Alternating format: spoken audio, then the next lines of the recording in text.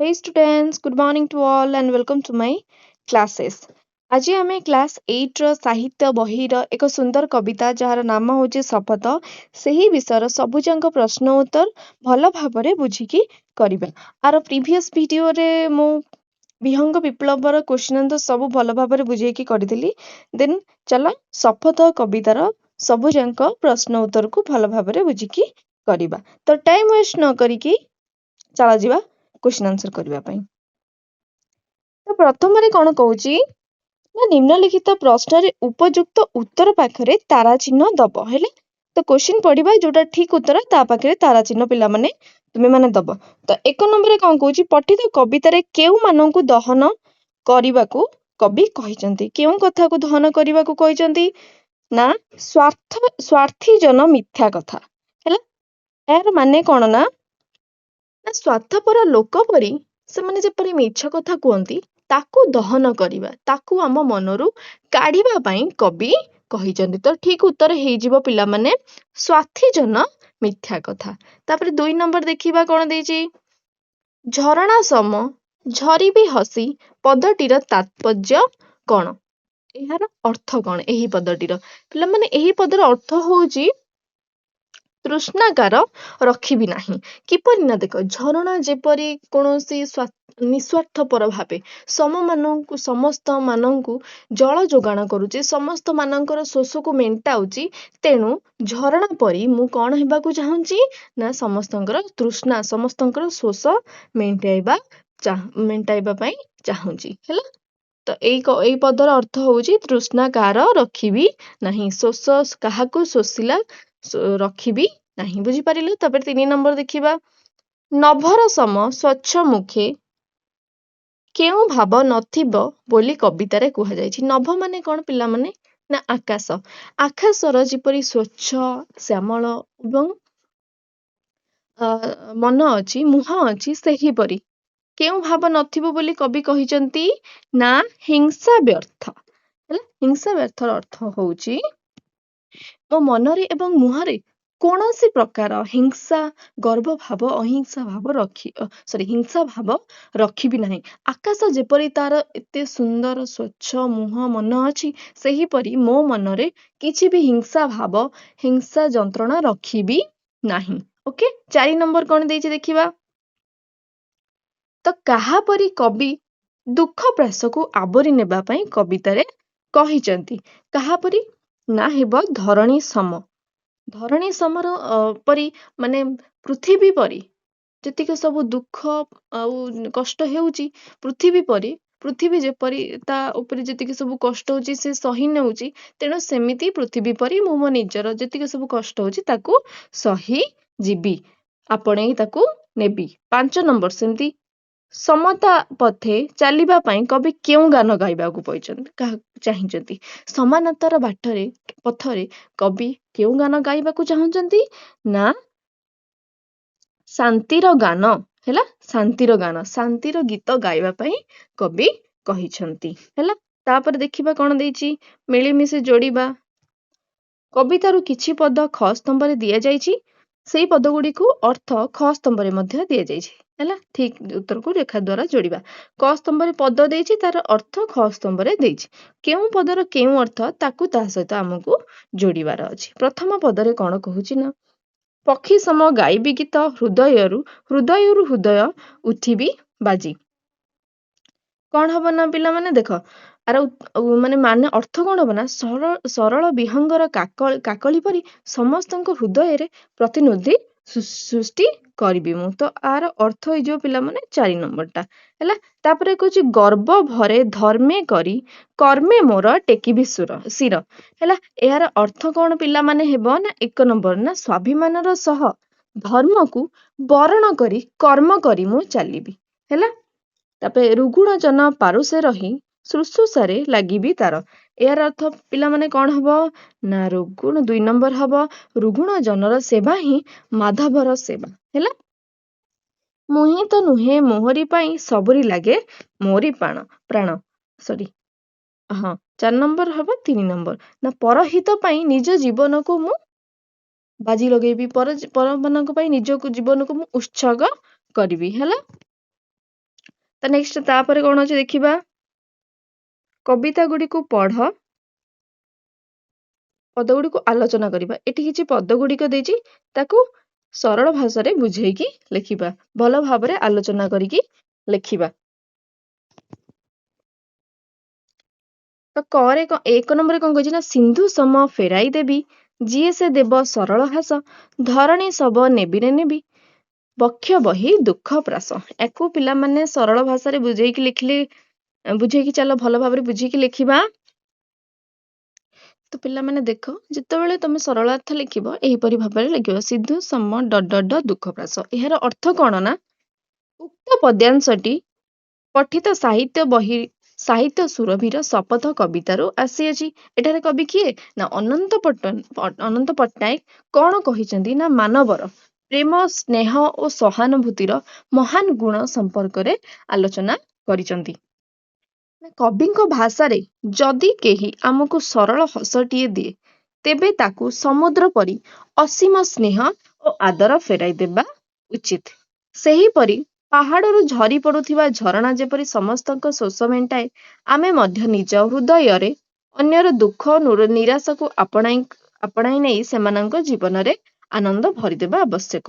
ସେଥିପାଇଁ କବି କଣ କହିଛନ୍ତି ନା, ନିଜ ହୃଦୟକୁ ସମୁଦ୍ର ପରି ବହୁତ ବଡ଼ ବିଶାଳ ଏବଂ ସ୍ନେହୀ ବିଶାଳ କରି, ସମୁଦ୍ର ପରି ନିଜର ହୃଦୟକୁ ବହୁତ ବଡ଼ ବିଶାଳ କରି ସମସ୍ତଙ୍କ ସ୍ନେହକୁ ଫେରାଇ ଦେବାକୁ ଚାହିଁଛନ୍ତି। ଆଉ ସେଥିପାଇଁ କବି ନିଜ ହୃଦୟକୁ ସମୁଦ୍ର ପରି ବିଶାଳ ଏବଂ ଝରଣା ପରି ଦୟାଳୁ କରି ସମସ୍ତଙ୍କୁ ସ୍ନେହ ବାଣ୍ଟିବାକୁ ସେ କହିଛନ୍ତି। ବୁଝିଲ ପିଲାମାନେ? ତାପରେ ଖରେ କଣ ଦେଇଛି ଦେଖିବା। ଖରେ କହିଛି, ମୁହିଁ ତ ନୁହେଁ ମୋହରି ପାଇଁ, ସବୁରି ଲାଗେ ମୋହରି ପ୍ରାଣ, ସମତା ପଥେ ପତାକା ବାହି, ଶାନ୍ତିରେ ମୁଁ ରଚିବି ଗାନ। ଏହାକୁ ସରଳ ଭାଷାରେ ବୁଝେଇ ଲେଖିଲେ କଣ ହବ ନା ପିଲାମାନେ? ଲେଖିବ, ମୁହିଁ ତ ଗାନ, ଉକ୍ତ ପଦ୍ୟାଂଶଟି ପଠିତ ସାହିତ୍ୟ ବହିର ସୁରଭି ଶପଥ କବିତାରୁ ଆସିଅଛି। ଏଠାରେ କବି କିଏ ନା, ଅନନ୍ତ ପଟ୍ଟନାୟକ ସ୍ୱାର୍ଥପରକୁ ତ୍ୟାଗ କରି ପର ଉପକାରୀ ହେବାକୁ କହିଛନ୍ତି। ଆଉ କଣ କହିଛନ୍ତି? ସମାଜରେ କିପରି ଶାନ୍ତି ହେବ, ଶାନ୍ତି କିପରି ପ୍ରତିଷ୍ଠା ହେବ, ସେଇଟାକୁ ବର୍ଣ୍ଣନା କରିଛନ୍ତି। ମଣିଷ କେବଳ ନିଜ ସ୍ୱାର୍ଥ ପାଇଁ ବଞ୍ଚିବା ଉଚିତ ନୁହଁ। ମଣିଷ କଣ ନାହିଁ, ମାନେ କେବଳ ତାର ନିଜ ସ୍ୱାର୍ଥ ପାଇଁ ବଞ୍ଚିବା ଉଚିତ ନୁହଁ, ତାର ଜୀବନ ସମସ୍ତଙ୍କର ସେବା ଆଉ କଲ୍ୟାଣ ପାଇଁ ଉଦ୍ଦିଷ୍ଟ ହବା ଦରକାର। ସମସ୍ତଙ୍କର ଭଲ ଯତ୍ନ ସ୍ନେହ କରିବା, ସମସ୍ତଙ୍କୁ କଲ୍ୟାଣ କରିବା, ସମସ୍ତଙ୍କର ଭଲ କାମ କରିବା ହେଲା। ତ ଯେପରି ଧନୀ ଗରିବ, ଜାତୀୟ ଜାତି, ସାନ ବଡକୁ ଭେଦଭାବ ଆମେ ଭୁଲିଯିବା ହେଲା। ସମାନତାରେ ସମସ୍ତଙ୍କୁ ଦେଖିବା ଏବଂ ଆଉ କଣ କରିବା ନା, ସମାନତାର ପତାକା ଉଡାଇ ନିଜ ସଂସାର, ନିଜ ସମାଜ ପାଇଁକି କଣ କରିବ ନା, ଶାନ୍ତି ଏବଂ ଭାତୃଭାବର ଗୀତକୁ ଗାନ କରିବ ହେଲା। ବୁଝିପାରିଲ? ତାପରେ ଗରେ କଣ ଦେଇଛି ଦେଖିବା। ଗରେ ଦେଇଛି, ଝରଣା ସବ ଝରିବି ହସି, ତୃଷ୍ଣାକାର ରଖିବି ନାହିଁ, ଶସ୍ୟ ଦଳେ ଧରିବି ଲସି, ଭୋକିର ଭୋକ ଜୀବରେ କାହିଁ। ଏହାକୁ ଆମେ ସରଳ ଭାଷାରେ ବୁଝେଇ ଲେଖିଲେ କଣ ହେବ ନା, ଦେଖ ପିଲାମାନେ, ତୁମେ ଏମିତି ଝରଣା କାହିଁ ଲେଖିପାରିବ ହେଲା। ତାପରେ ଉକ୍ତ ପଦ୍ୟାଂଶଟି ସେହିପରି ଭାବରେ ତୁମେ ଲେଖିପାରିବ, ଯେପରି ପଠିତ ସାହିତ୍ୟ ବହିର ସାହିତ୍ୟ ସୁରଭିର ଶପଥ କବିତାରୁ ଏଇଟା ଆସିଅଛି।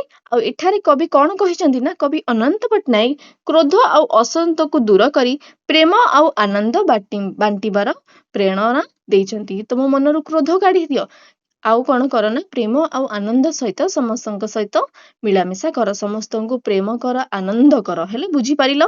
ତାପରେ ଆଉ କଣ କହୁଛି ନା, ଝରଣା ଯେପରି ନିରନ୍ତର ହସି ହସି ବହି ଚାଲେ ଏବଂ ସମସ୍ତଙ୍କର କଣ କରିଥାଏ, ଶୋଷକୁ ମେଣ୍ଟାଇ ଥାଏ, ଆଉ ଆମେ କଣ କରିବା ନା, ଆମକୁ ମଧ୍ୟ ସେହିପରି ତାରି ଝରଣା ପରି ନିଜ ଜୀବନକୁ ଆନନ୍ଦମୟ କରି ଅନ୍ୟର ଅଭାବ ଏବଂ ଦୁଃଖକୁ ଦୂର କରିବା ଉଚିତ। ବିନା ସ୍ୱାର୍ଥପରରେ ସମସ୍ତଙ୍କୁ ଭଲ ପାଇବା ଉଚିତ। ବିନା ସ୍ୱାର୍ଥପରରେ ସମସ୍ତଙ୍କ ଦୁଃଖ ଏବଂ ଅଭାବକୁ ଦୂର କରିଦେବା ଉଚିତ। କାହାରି ମନରେ ଥିବା କ୍ରୋଧ, ରାଗ କିମ୍ବା ଅସନ୍ତର ନିଆଁକୁ ଶାନ୍ତ କରିବା ପାଇଁ ଆମକୁ ଭଲ ପାଇବାର ଶୀତଳ ଜଳ ସିଞ୍ଚନ କରିବାକୁ ପଡିବ ହେଲା। ତ ଯଦି ଜଣେ ମୋ ଉପରେ ରାଗିଛି, ତ ମୁଁ ନ ରାଗିକି ତା ଉପରେ ଭଲ ଭାବରେ ତା ସହିତ ମିଳାମିଶା କରିବି, ତାହେଲେ ଯାଇକି ତାର ମନରେ ଯୋଉ ରାଗ ଭାବଟା ଥାଏ ଦୂର ହେଇଯିବ। ଯଦି ସିଏ ରାଗିଥିବ, ମୁଁ ରାଗିଥିବି, ଦେନ୍ ସମସ୍ତେ ରାଗିବେ, କାହା ସହିତ ମିଳାମିଶା ହବନି, ପରିବାର ଠିକ ସେ ଚାଲିବନି। ବୁଝିପାରିଲ? ଯଦି କିଏ ରାଗିଛି ଦେନ୍ ଆମେ ମିଠା ମିଠା କହି ତାକୁ ମନାଇବା ଉଚିତ। ନହେଲେ ଆମେ ସେ ରୋଗ କ୍ରୋଧକୁ କାଢି ଦେଇକି ଅନ୍ୟ ସହିତ ଭଲ ଭାବରେ ମିଳାମିଶା କରିବା ଉଚିତ। ବୁଝିପାରିଲ ପିଲାମାନେ? ତା ତ ତାପରେ ପିଲାମାନେ ଦେଇଛି ତୁମର ଏଇଠି ସରଳାର୍ଥ ସବୁ ସରିଗଲା। ତାପରେ କଣ ଦେଇଛି ଦେଖିବା। ଅନୁମାନ ଓ କଳ୍ପନାରୁ ଆସ ମିଳିମିଶି ଆଲୋଚନା କରିବା। ଓକେ, ପରେ କଣ ଦେଇଛି ଦେଖିବା ନା ପଠିତ କବିତାର ଶପଥର ଆହ୍ୱାନ ଦିଆଯାଇଛି। ତୁମେ ବିଚାର କରି ବିଚାରଧାରାରେ କେଉଁ କେଉଁ ଶପଥ ଅଧିକ ମହତ୍ୱପୂର୍ଣ୍ଣ ଏବଂ କାହିଁକି ଆଲୋଚନା କର। ହେଲା, ଦେଖ ଦେଖ କରେ କଣ କହୁଛି ନା ଆଜିର ସମାଜରେ ହିଂସା, ଭେଦଭାବ, ସ୍ୱାର୍ଥପରତା ଓ ଅଶାନ୍ତି ବଢିବାରେ ଲାଗିଛି। ଏପରି ସ୍ଥିତିରେ ସମସ୍ତଙ୍କୁ କଣ କରିବା ଉଚିତ ନା ସମାନ ଆଖିରେ ଦେଖିବା, ସମାଜରେ ସମାନତା ପ୍ରତିଷ୍ଠା କରିବା ଏବଂ ଶାନ୍ତିର ବାର୍ତ୍ତା ପ୍ରସାର କରିବା ନିହାତି ଆବଶ୍ୟକ ଅଟେ। ସେହିପରି ନିଜ ସ୍ୱାର୍ଥ ଭୁଲି ଝରଣା ପରି ଅନ୍ୟର ଦୁଃଖ ଓ ଶୋଷ ମେଣ୍ଟାଇବା ଦ୍ୱାରା ମାନବ ସେବାରେ ସାର୍ଥକ ହୋଇପାରିବ। ଏହି ଦୁଇଟି ଯଦି ଶପଥ ଆମେ ପାଳନ କରିବା ତାହେଲେ ଆମର କଣ ଲାଭ ହବ ନା ଏକ ସୁନ୍ଦର ସମୃଦ୍ଧ ଓ ଶାନ୍ତିପୂର୍ଣ୍ଣ ସମାଜ ଗଢି ଉଠିବ। ହେଲା, ସବୁଆଡେ ଶାନ୍ତି ରହିବ। ଓକେ, 2 ନମ୍ବର ଯୋଉ ଖ କଣ କହୁଛି ନା ଧରଣୀ ସବ ନେବିରେ ନେବି ବକ୍ଷ ବହି ଦୁଃଖ ପ୍ରାସ। ଉକ୍ତ ପଦରେ କବିଙ୍କର ଆହ୍ୱାନକୁ ସାର୍ଥକ କରିବା ନିମନ୍ତେ ତୁମେ କେଉଁ ଭଳି କାର୍ଯ୍ୟ କରିବା କଥା ଭାବୁଛ ଆଲୋଚନା କର। ଦେଖ ମାନେ କିପରି ନା ଅସହାୟ ଦୁଃଖୀ ଓ ପୀଡ଼ିତାଙ୍କ ଲୋକଙ୍କୁ ସାହାଯ୍ୟ କରିବି। ଯେଉଁମାନେ ନିରାଶ ଦୁଃଖରେ ଅଛନ୍ତି ସେମାନଙ୍କୁ କଣ କରିବି ନା ସ୍ନେହପୂର୍ଣ୍ଣ କଥା କହି ସାନ୍ତ୍ୱନା ଦେବି ଏବଂ ଅନ୍ୟର ଦୁଃଖକୁ ନିଜର ଦୁଃଖ ଭାବି ତାହାର ଦୁଃଖକୁ ଦୂର କରିବାକୁ ଚେଷ୍ଟା କରିବି। ଆଉ ପାଠପଢା, ଖାଦ୍ୟ କିମ୍ବା ବସ୍ତ୍ରର ଅଭାବ ଥିବା ଗରିବ ପିଲାମାନଙ୍କୁ ନିଜ ସାମର୍ଥ୍ୟ ଅନୁସାରେ ମୋର ଯେତିକି ଆବଶ୍ୟକ, ମୋ ଯେତିକି ସାମର୍ଥ୍ୟ ଅଛି ମୁଁ ସେଇ ହିସାବରେ ତାଙ୍କୁ ସବୁ ସାହାଯ୍ୟ କରିବି। ହେଲା, ତ ଗରେ କଣ କହୁଛି ଶପଥ କବିତାରେ ତୁମେ କେତୋଟି ଶପଥକୁ ନିଜେ ସାକାର କରିପାରିବ ସାଙ୍ଗମାନଙ୍କ ସହିତ ଆଲୋଚନା କର। ବହୁତ ସାରା ଶପଥ କଥା କୁହାଯାଇଛି, ତୁମେ କୋଉଟା କରିପାରିବ ସେଇଟାକୁ ସେ କହୁଛି ଲେଖିବା ପାଇଁ। ଦେଖନ୍ତୁ ପିଲାମାନେ, ଗରେ କଣ କହୁଛି ନା ମୁଁ ନିଜେ ନିମ୍ନଲିଖିତ ଶପଥ ଗୁଡିକୁ ସାକାର କରିବା ପାଇଁ ଚେଷ୍ଟା କରେ। ଦେଖ ଯେପରି ମୁଁ ମୋର ପ୍ରାଣକୁ ସମସ୍ତଙ୍କ ସେବାରେ ଲଗାଇବି, ସ୍ୱାର୍ଥ ନ ହୋଇ ସମାଜର ଭଲ ପାଇଁ କାମ କରିବି। ଆଉ କଣ କରିପାରିବି ନା ସମତା ପଥରେ ଚାଲିବି, ସମାନତା ପଥରେ ଚାଲିବି, ସାନ ବଡ ଧନୀ ଗରିବ ସମସ୍ତଙ୍କୁ ଏକା ନଜରରେ ଦେଖିବି, ସମସ୍ତଙ୍କୁ ସମାନ ନଜରରେ ଦେଖିବି, ସମାନତା ଭାବରେ ସମସ୍ତଙ୍କୁ ଦେଖିବି, ଶାନ୍ତିର ଗାନ କରିବି। ଶାନ୍ତିର ଗାନ କରିବି ମାନେ କଣ ନା କାହା ସହିତ ଝଗଡା ନ କରି ଶାନ୍ତି ଓ ମୈତ୍ରୀପୂର୍ଣ୍ଣ ବାତାବରଣକୁ ରଖିବି। ହେଲା, ବୁଝିପାରିଲ? ତ ଏହି ଭାବରେ ତୁମେ ମାନେ ଶପଥ ଆରାମସରେ କରିପାରିବ। ନେକ୍ସଟ ଘରେ କଣ କହୁଛି ନା ସମାଜରେ କେଉଁ କେଉଁ ବର୍ଗର ବ୍ୟକ୍ତି ମାନଙ୍କୁ ସହାୟତା ପ୍ରଦାନ କରିପାରିବ ପଠିତ କବିତାର ମାଧ୍ୟମରେ ଆଲୋଚନା କର। ଦେଖ ପିଲାମାନେ, ଘଟେ କଣ କହୁଛି ନା ଦେଖ କୋଉ କୋଉ ବର୍ଗର ଲୋକମାନଙ୍କୁ ତୁମେ ସାହାଯ୍ୟ କରିପାର ନା ଯେପରି ଅସହାୟ, ଦୁଃଖୀ ଜନ, ଆଉ ଯେଉଁମାନଙ୍କର କେହି ନାହାନ୍ତି ସେମାନଙ୍କର ସେବା କରିବ। ହଁ ନା ନାଇଁ?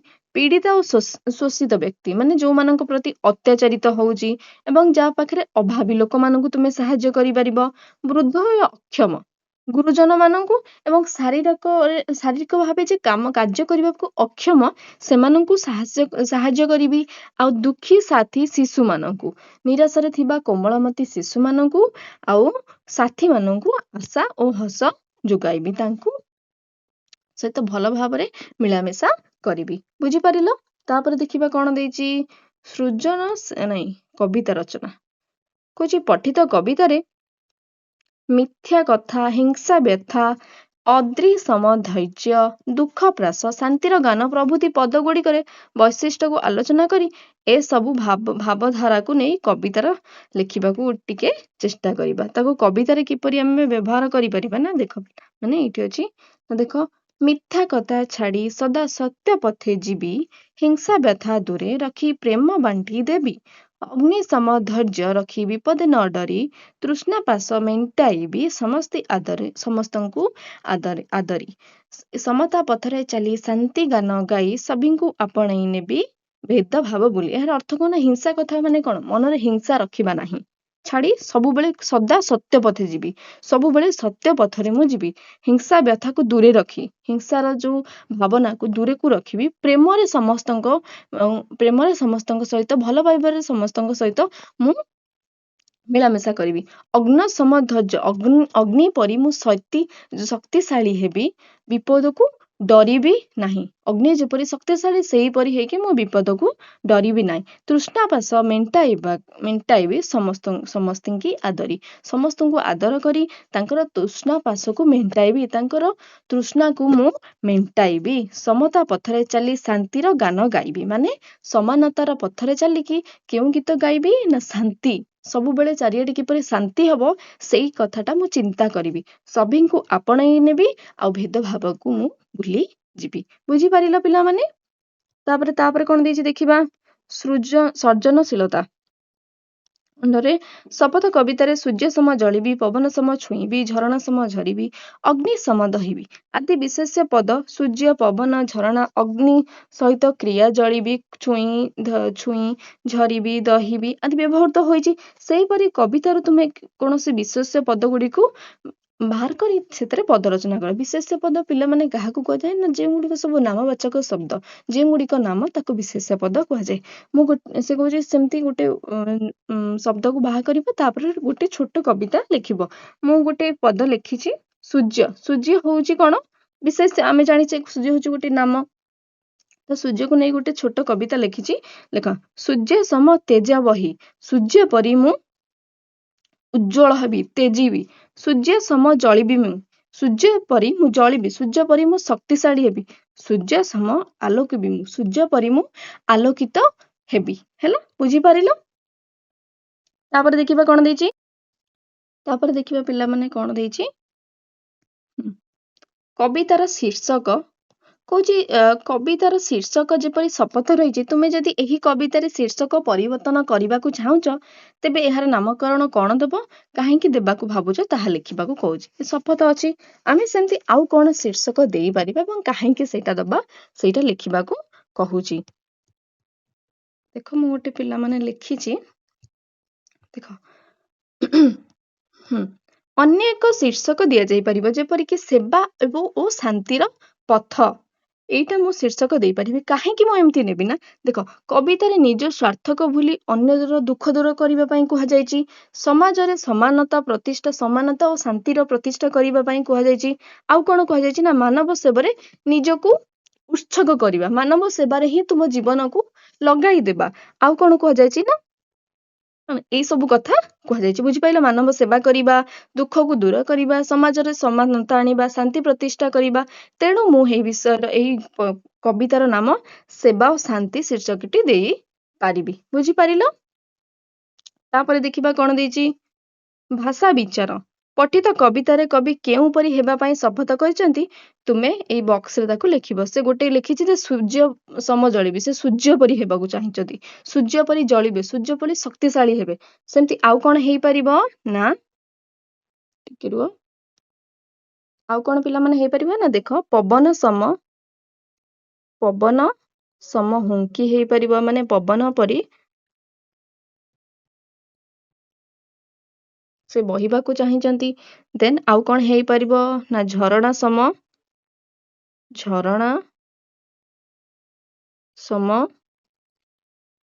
ଝରିବି, ଝରଣା ପରି ପାଣି ସମସ୍ତଙ୍କୁ ଦେବା ପାଇଁ ଚାହିଁଛନ୍ତି। ଆଉ କଣ ନା ଅଗ୍ନି ସମ ହେବା ପାଇଁ, ଅଗ୍ନି ପରି ହେବା ପାଇଁ ଚାହିଁଛନ୍ତି, ଅଗ୍ନି ପରି ଶକ୍ତିଶାଳୀ ହେବା ପାଇଁ ଚାହିଁଛନ୍ତି। ଆଉ କଣ ହେବାକୁ ଚାହିଁଛନ୍ତି ନା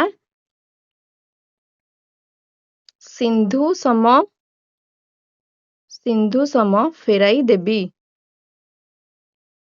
ସିନ୍ଧୁ ସମ ଫେରାଇ ଦେବି।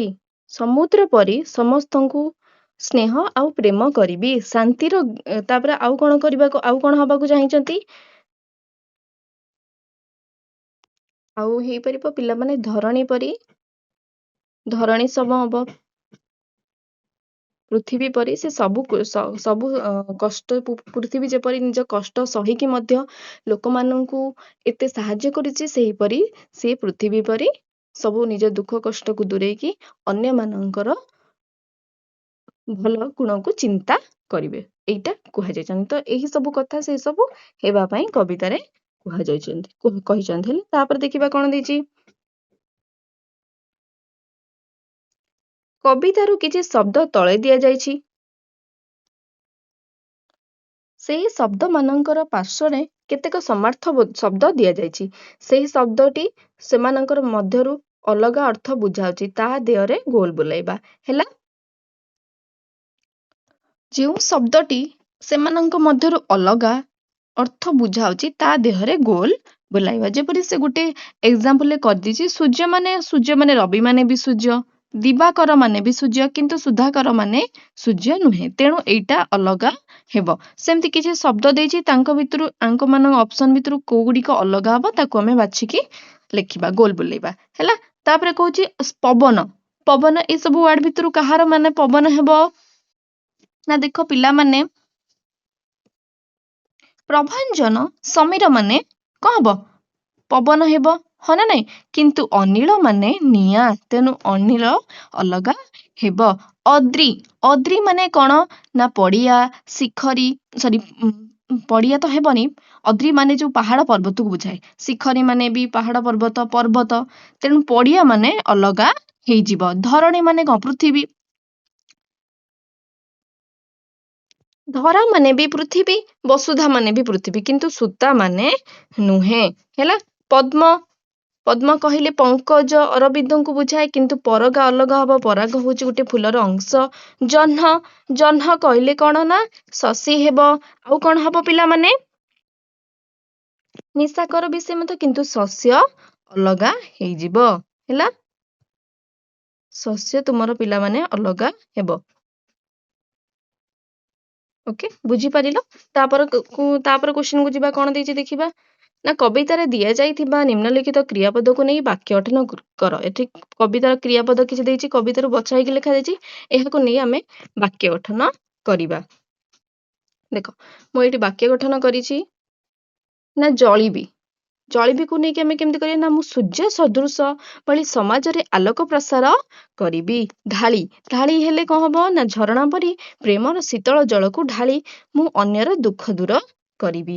ଫେରାଇ, କେହି ସାମାନ୍ୟ ସ୍ନେହ ଦେଲେ ମୁଁ ତାକୁ ସମୁଦ୍ର ପରି ଅସୀମ ଭଲ ପାଇବା ଫେରାଇ ଦେବି, ଅସୀମ ଭଲ ପାଇବା ତାକୁ ଦେବି। ଲେଭି, ଅସହାୟ ଲୋକଙ୍କର ଦୁଃଖ ଓ ଶୋଷକୁ ମୁଁ ଆଦରରେ ନିଜ ବକ୍ଷରେ ଲେଭି ନେବି। ବହିବି, ସମସ୍ତଙ୍କ ପାଇଁ ହୃଦୟରେ ସ୍ନେହ ଆଉ ସହାନୁଭୂତିକୁ ବହିବି। ଗାଇବି, ସମଗ୍ର ସଂସାରରେ ମମତା ଓ ମୈତ୍ରୀର ସଙ୍ଗୀତକୁ ମୁଁ ଗାଇବି। ବୁଝିପାରିଲ ପିଲାମାନେ? ତାପରେ ଯିବା ଦେଖିବା କଣ ଦେଇଛି। ଦୈନନ୍ଦିନୀ, ତୁମେ ଯେକୌଣସି ଗୋଟିଏ ଦିନର କାର୍ଯ୍ୟକଳାପ ଉପରେ ଧ୍ୟାନ ଦିଅ ଏବଂ ତୁମର ଦୈନନ୍ଦିନ ପୁସ୍ତିକାରେ ଲେଖ ଯେ ତୁମେ କେଉଁ ସମୟରେ ହସିଥିଲ, ଗୀତ ଗାଇଥିଲ ଏବଂ କାନ୍ଦିଥିଲ। ଦେଖ, ମୁଁ ଏହିପରି ଲେଖିଛି। ତ ପ୍ରଥମେ ଡେଟ୍ ପକେଇବ, ଦୈନନ୍ଦିନର କଥା ଗୋଟେ ଲେଖିବ, ଡେଟ୍ ପକେଇକି ତୁମେ ମାନେ ବାର ନାମ ବି ଲେଖିବ। ତ ତୁମେ ମାନେ ବି ଲେଖିପାରିବ, ଆଜି ମୋ ପାଇଁ ଏକ ବହୁତ ବଡ଼ ମନେ ରଖିବା ଦିନ ଥିଲା। ସକାଳେ ବିଦ୍ୟାଳୟରେ ସ୍ୱାଧୀନତା ଦିବସ ପାଳନ ସମୟରେ ଆମେ ସମସ୍ତେ ମିଶି ଜାତୀୟ ସଙ୍ଗୀତ ଏବଂ ଦେଶପ୍ରେମ ମୂଳକ ଗୀତ ଗାଇଥିଲୁ। ଗୀତ ଲଗେଇକି ଗୀତ ଗାଇବାର ଗୋଟେ ସେଣ୍ଟେନ୍ସ ମୁଁ ଲେଖିଦେଲି, ଯୋଉଟା ମୁଁ ଅନୁଭୂତି କରିଥିବାର। ତୁମେ ମାନେ ବି ସେମିତି ତୁମର କେତେବେଳେ ଗୀତ ଗାଇଥିଲ ଲେଖିପାରିବ। ମଧ୍ୟାହ୍ନରେ ବିଦ୍ୟାଳୟର ସାଂସ୍କୃତିକ କାର୍ଯ୍ୟକ୍ରମରେ ସାଙ୍ଗମାନଙ୍କ ମଜାଦାର ନାଟକ ଦେଖି ମୁଁ ଖୁସିରେ ହସିଥିଲି ବି ଲେଖିପାରିବ ତୁମେ, ହଁ ନା ନାଇଁ? ତ କିନ୍ତୁ ସନ୍ଧ୍ୟାବେଳେ ଘରକୁ ଫେରୁଥିବା ବାଟରେ ଗୋଟିଏ ଛୋଟ କୁକୁର ଛୁଆ ହାତ ହୋଇ କାନ୍ଦୁଥିବା ଦେଖି ମୋ ଆଖିରେ ଲୁହ ଆସିଯାଇଥିଲା। ମୁଁ କାନ୍ଦିଥିଲି। ମୁଁ ତାକୁ ସଙ୍ଗେ ସଙ୍ଗେ ଔଷଧ ଲଗାଇ ଖାଇବାକୁ ଦେଲି ଏବଂ ଆଜିର ଦିନଟି ମୋତେ ଅନେକ ଅନୁଭୂତି ଦେଲା। ତ ତୁମେ ଏହିପରି ତୁମର ଅନୁଭବ ବି ଲେଖିପାରିବ, କେତେବେଳେ ଗୀତ ଗାଇଥିଲ, ହସୁଥିଲ, କାନ୍ଦୁଥିଲ ହେଲା। ତ ବୁଝିପାରିଲ? ମୁଁ ଆଶା କରୁଛି ତୁମେ ମାନେ ସବୁ କ୍ୱେଶ୍ଚିନ୍ ଆନ୍ସର ପ୍ରଶ୍ନ ଉତ୍ତର ସବୁ ବୁଝିପାରିଥିବ। ଯଦି କିଛି ଡାଉଟ୍ ଥିବ ଦେନ୍ ତୁମେ ମୋତେ କମେଣ୍ଟ ବକ୍ସରେ ଜଣାଇବ ଏବଂ ଭିଡ଼ିଓ ଭଲ ଲାଗିଲେ मो वीडियो को लाइक करदब। ओके नेक्स्ट वीडियो रे नेक्स्ट विषय क्वेश्चन आंसर डिस्कस करी। तो next to next back to back video पाइबा पई तुमे माने मो चैनल को सब्सक्राइब कर दो हेले।